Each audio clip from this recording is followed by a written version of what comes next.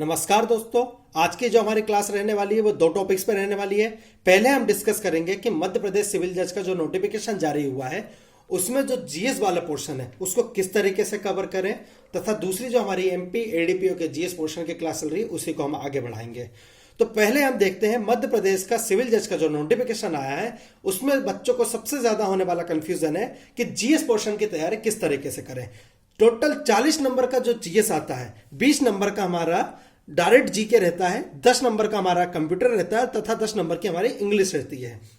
ठीक है, तो जो 40 नंबर का है इस पोर्शन में कोशिश करनी चाहिए कि हमें 35 प्लस नंबर इसमें प्राप्त करने हैं, और ये प्राप्त हो सकते हैं। ये मान के चलिए ये एक नंबर आप पाए जा सकते हैं, क्योंकि अगर आप एमपी जीके या एमपी जीएस जो एमपी सिविल जज में जीएस पूछा जा रहा है उसकी तैयारी अच्छे से करेंगे, उसके प्रिपरेशन अच्छे से करेंगे, तो आप ये मान के चलिए आप इस 40 में से 35 प्लस नंबर पा सकते हैं। ठीक है, सबसे पहले हमें एक एनालिसिस करना पड़ेगा। ठीक है, तो मेरे द्वारा जो एनालिसिस किया गया है वो 2016, 17, 18 तथा 19 के पेपर के हिसाब से किया गया है। जीएस वाले पोर्शन के लिए 4 साल के पेपर का एनालिसिस काफी रहता है। तो जो मैंने अपने एनालिसिस में समझा है कि 2016, 17, 18 इन सारे पेपर में एक चीज कॉमन रही है, करंट, एमपी, नेशनल तथा जीके, इस टाइप से क्वेश्चन आ रहे हैं। ठीक है, मैं जो मेन डिस्कस करना चाहता हूं वो जो हमारा पेपर 22 मार्च 2021 को हुआ था, उस पेपर में एमपी से टोटल 8 क्वेश्चन थे। ठीक है, एमपी से टोटल 8 क्वेश्चन थे, करंट से जो टोटल थे 4 क्वेश्चन थे, एक क्वेश्चन स्पोर्ट से रहा था, 2 क्वेश्चन हमारे पॉलिटी से रहे थे। ठीक है, एक क्वेश्चन हमारा इंटरनेशनल एसोसिएशन से रहा था, एक बुक के ऊपर था, एक साइंस के ऊपर था तथा एक हिस्ट्री का क्वेश्चन था। तो ये मैंने जो एनालिसिस किया है मुझे एक बात समझ में आई कि सबसे ज्यादा जो हमारे क्वेश्चन आ रहे हैं वो हमारे एमपी, करंट, स्पोर्ट्स और पॉलिटी, इन टॉपिक से आ रहे हैं। साइंस और हिस्ट्री यहां से एक एक क्वेश्चन रहने के चांसेस हैं, तो इस पे हमें उतना फोकस नहीं करना जितना हमें फोकस करना है मध्य प्रदेश पे, करंट पे, स्पोर्ट्स पे, पॉलिटी पे तथा इंटरनेशनल एसोसिएशन पे। ठीक है, क्योंकि इनसे क्वेश्चन बहुत ज्यादा फ्रीक्वेंटली पूछे जा रहे हैं। दिवस पे भी क्वेश्चन आते हैं कि महत्वपूर्ण डेज कौन से हैं, महत्वपूर्ण दिवस कौन से हैं, तो हम उनको भी कवर कर लेंगे। तो आप ये मान के चलिए कि जो हमारा एमपी सिविल जज के लिए जीएस वाला पोर्शन है वो हम हमारे वीडियो के द्वारा कंप्लीट कर लेंगे। आपको एमपी सिविल जज के जीएस पोर्शन के लिए कहीं और जाने की जरूरत नहीं है। आप इन मेरे द्वारा जो प्रोवाइड कराई जाएगी क्लास उसके द्वारा आप अपने एमपी सिविल जज के जीएस पोर्शन को कंप्लीट कर लेंगे। ठीक है, बच्चे क्या करते हैं, बहुत सारे टॉपिक से पढ़ते हैं, बहुत सारी बुक से पढ़ लेते हैं और क्वेश्चन उनमें से बहुत कम आते हैं। आपको यह समझना पड़ेगा, एमपी में भी एक देखा गया है कि पूरे एमपी को नहीं पढ़ना है। एमपी में भी मैंने जो एक चीज ऑब्जर्व करी है, एमपी की नेचुरल हिस्ट्री यानी एमपी का भूगोल, ठीक है, एमपी के जो पर्सन्स हैं, एमपी की पर्सनालिटी है, मध्य प्रदेश के व्यक्तित्व, जो हम हमारे एडीपीओ के जीएस पोर्शन में ऑलरेडी कर चुके हैं, उनसे क्वेश्चन आ रहे हैं। एमपी की पॉलिटी बहुत महत्वपूर्ण है, मध्य प्रदेश से कौन व्यक्ति संविधान सभा में था या मध्य प्रदेश के न्यायाधीशों के नाम, ये सारी चीजें, ये क्वेश्चन भी पूछा जा रहा है। तो हम कोशिश करेंगे कि हम एमपी सीजे में जो जीएस पोर्शन आता है उसको ध्यान में रखते हुए क्लास करने की कोशिश करेंगे। और आप यकीन मान के चलिए जो हमारी क्लास रहेगी वो सबसे बेस्ट रहेगी। आप ये मान के चलिए कि आप इस 40 जो नंबर का है उसमें से 35 नंबर प्राप्त कर पाएंगे। हम कोशिश करेंगे कि आपको छोटे छोटे वीडियोस के द्वारा टोटल जो जीएस वाला पोर्शन है मध्य प्रदेश सिविल जज का वो आपको पूर्णतः उपलब्ध करा दिया जाए। बच्चे बहुत ज्यादा इसमें परेशान है, बहुत ज्यादा कंफ्यूज हैं कि सर हमने हमारा लीगल वाला पोर्शन जो था, लॉ वाला पोर्शन था, उसको हमने बहुत अच्छे से करा, पर हमारे जीएस वाला पोर्शन में बहुत सारे ऑप्शन गलत हुए। सर जो हमारा कंप्यूटर और तथा जीके वाला टोटल 30 नंबर का पोर्शन था, इसमें से हमें 10 प्राप्त हुए, 12 प्राप्त हुए, 15 प्राप्त हुए। आप ये मान के चलिए कि आपका जो ये 30 नंबर वाला है इसमें से आपको 28 या 29 नंबर प्राप्त करने चाहिए ताकि आप प्री से बाहर ना हो। ये आप मान के चलिए बहुत महत्वपूर्ण है। और छोटा पोर्शन है आपका, ये छोटा पोर्शन है जो आपको ज्यादा नंबर दे रहा है। ठीक है, आप छोटे से पोर्शन की तैयारी अच्छे से करके इसमें ज्यादा नंबर प्राप्त कर सकते हैं। तो आपके इस पोर्शन को हल्के में नहीं लेना चाहिए, इस पोर्शन की अच्छे से तैयारी करना चाहिए। ठीक है, तो हमारे द्वारा जो वीडियोस क्लासेस प्रोवाइड कराई जाएगी उसमें मध्य प्रदेश सिविल जज का जो जीएस पोर्शन है वो कंप्लीट प्रोवाइड करा दिया जाएगा। आप हमारे एमपी एडीपीओ के जो जीएस पोर्शन की क्लासेस प्रोवाइड कराई गई हैं उसमें भी आप हमारे क्वालिटी कंटेंट को देख सकते हैं। बहुत अच्छे से हमारे द्वारा सारा एमपी एडीपीओ का जो जीएस पोर्शन है उसकी क्लासेस करवाई जा रही हैं। तो बच्चों से मेरे यही बोलना है कि आप हमारे चैनल को सब्सक्राइब करिए, हमारे वीडियोस को रेगुलर देखिए। आपका एमपीसीजे का जीएस पोर्शन हमारे द्वारा प्रोवाइड कराए गए वीडियोस के द्वारा कंप्लीट हो जाएगा। आपको इस पोर्शन के लिए अलग वीडियो, उस पोर्शन के लिए अलग वीडियो, इधर के लिए अलग दूसरी जगह जाना, इन सब जगह जाने की कोई जरूरत नहीं है। आपको एक ही वीडियो में या फिर एक ही मैं पूरी प्लेलिस्ट बना दूंगा, आपको एक ही प्लेलिस्ट में मध्य प्रदेश सिविल जज के लिए जो जीएस चाहिए वो कंप्लीट प्रोवाइड करा दिया जाएगा। तो आपको इधर उधर परेशान होने की कोई जरूरत नहीं है। आप हमारे द्वारा आपको एमपी सिविल जज का जो जीएस है वो प्रोवाइड करा दिया जाएगा। अब हम देख लेते हैं आज की हमारी जो एमपी एडीपीओ की क्लास है। ठीक है, तो जो बच्चे एमपी एडीपीओ की तैयारी कर रहे हैं, एमपी एडीपीओ का जीएस पढ़ना चाहते हैं, वो इस क्लास में रेगुलर बने रहे तो उनके एमपी एडीपीओ का, और मैं चाहता हूं कि सब बने रहे कि जो आज एमपी एडीपीओ का टॉपिक है वो हमारा पर्वत से संबंधित है। ठीक है, हमारा जो एमपी एडीपीओ का टॉपिक है वो मध्य प्रदेश के पर्वत से संबंधित है। मध्य प्रदेश के वन वाली हमारी क्लास हो चुकी है, मध्य प्रदेश के पर्वत से आज हमारी जो क्लास रहने वाली है।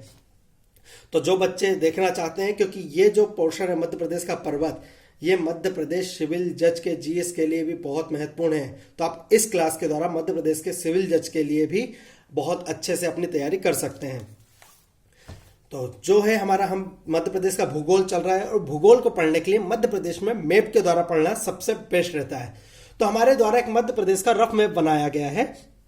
ठीक है, तो आपको एक चीज समझने की पड़ेगा। ठीक है, मध्य प्रदेश में कितनी पर्वतमाला है? सबसे पहला क्वेश्चन ये आएगा, मध्य प्रदेश में कितनी पर्वतमाला है? तो इसका आंसर आएगा 2। पहली हमारी जो पर्वतमाला है वो विंध्या पर्वतमाला है, और दूसरी हमारी जो पर्वतमाला है वो सतपुड़ा पर्वतमाला है। याद रखिएगा, पहली हमारी जो पर्वतमाला है वो विंध्य पर्वतमाला है, दूसरी हमारी जो पर्वतमाला है वो सतपुड़ा पर्वतमाला है। ठीक है, विंध्या रेंज तथा सतपुड़ा रेंज।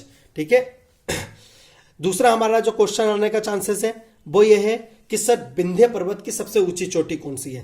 तो याद रखिएगा, सद्भावना शिखर 752 मीटर।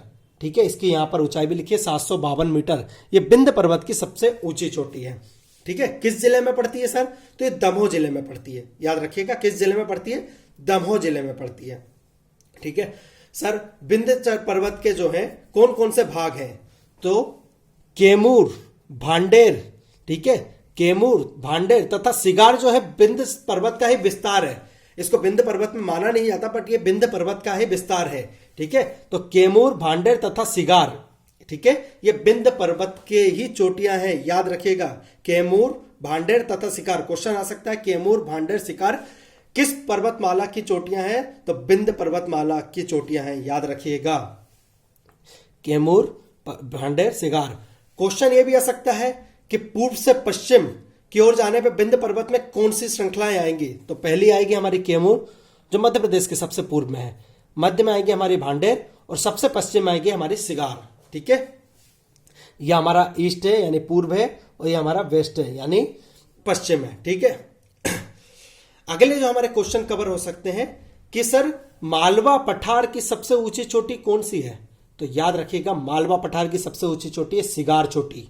ठीक है, कौन सी चोटी है? सिगार चोटी। इसकी टोटल ऊंचाई है 881 मीटर। ठीक है, इसकी टोटल ऊंचाई कितनी है? 881 मीटर।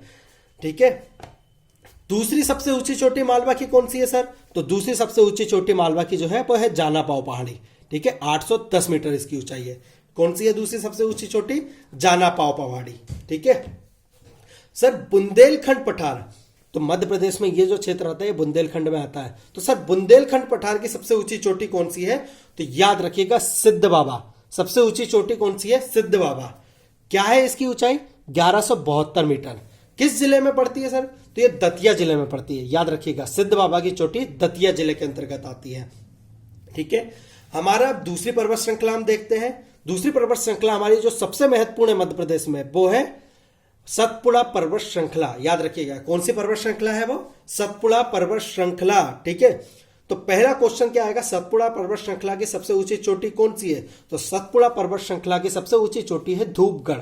ठीक है, हमारे जो पचमढ़ी वाला क्षेत्र आता है, ठीक है, उसको महादेव पहाड़ियां बोलते हैं। और महादेव पहाड़ी की सबसे ऊंची चोटियां हैं धूपगढ़। ऊंचाई कितनी है? 1350 मीटर। कितनी ऊंचाई है इसकी? 1350 मीटर। दूसरा क्वेश्चन क्या आएगा कि सर हम पूर्व से पश्चिम की ओर जाएं, ठीक है, नर्मदा भी पूर्व से पश्चिम की ओर जाती है, तो नर्मदा अमरकंटक से निकलती है, जो इसकी सबसे पूर्व में मैकाल पर्वत है, सबसे पूर्व में मैकाल पर्वत है। और मैकाल की सबसे ऊंची चोटी कौन सी है? अमरकंटक, ठीक है, 1065, ठीक है, 1065 मीटर, ठीक है, सबसे इसके पूर्व में है मैकाल। मैकाल के ऊपर चोटी कौन सी है? अमरकंटक। उसकी ऊंचाई कितनी है? 1065, ठीक है, उसकी ऊंचाई कितनी है? 1065। यहां से निकलती है हमारी नर्मदा, ठीक है, नर्मदा पूर्व से पश्चिम की ओर बहती है, ठीक है, यह बहुत महत्वपूर्ण बात है, ठीक है। भारत में 2 ही महत्वपूर्ण नदियां हैं जो पूर्व से पश्चिम की ओर बहती है, बाकी सारी नदियां पश्चिम से पूर्व की ओर बहती हैं अपने ढलान के कारण। पर नर्मदा तथा ताप्ती जो हमारे मुल्ताई से निकलती है, ठीक है, वो पूर्व से पश्चिम की ओर बैठती है, ठीक है, याद रखिएगा। इसके भी कोई रीजन है, जब हम हमारा नदी वाला पोर्शन करेंगे तो हम इन चीजों को कर लेंगे, ठीक है। तो अगर हम देखें पूर्व से पश्चिम की ओर पर्वत श्रृंखलाओं को देखें सतपुड़ा की, तो सबसे पूर्व में बढ़ती है मैकाल, जिसकी सबसे ऊंची चोटी कौन सी है? अमरकंटक, जिसकी ऊंचाई है 1065। मध्य में पड़ती है हमारी महादेव श्रेणी। कौन सी पड़ती है? महादेव श्रेणी, ठीक है। महादेव श्रेणी की सबसे ऊंची चोटी है धूपगढ़, जो पूरे सतपुड़ा की सबसे ऊंची चोटी है, उसकी ऊंचाई है 1350 मीटर, ठीक है।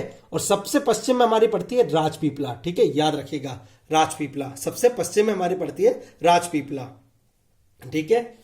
यहां पर एक और पर्वत है चूलगिरी, ठीक है, इसकी ऊंचाई है 1215, ठीक है। राजपीपला की सबसे ऊंची चोटी कौन सी है? चूलगिरी, जिसकी ऊंचाई है 1215 मीटर, ठीक है। अब हम देखते हैं मध्य प्रदेश की जो पर्वत है, जैसे राजपीपला, ये जो राजपीपला श्रेणी है, ये पूरा जो पर्वत श्रृंखला ये कौन सी है? सतपुड़ा। तो इसमें श्रेणियां होती हैं, ठीक है, पर्वतों में श्रेणियां होती है छोटे छोटे पोर्शन में, तो यह है राजपीपला, ठीक है। तो राजपीपला में कौन कौन सी पर्वत पड़ते हैं, कौन कौन सी चोटियां पड़ती हैं, ठीक है। तो हम देखें राजपीपला में अखरानी, फिर बड़वानी, फिर आसिरगढ़, ठीक है। आसिरगढ़ हम जानते हैं, जब हमने मध्य प्रदेश का इतिहास पढ़ा था तब भी पढ़ा था, आसिरगढ़ का किला भी हमने देखा हुआ है। फिर ग्वालगढ़, फिर बिजलगढ़, ठीक है। अखरानी, बड़वानी, आसिरगढ़, ग्वालगढ़, बिजलगढ़, ये जो है राजपीपला की चोटियां हैं, याद रखिएगा। ये किसकी चोटियां हैं?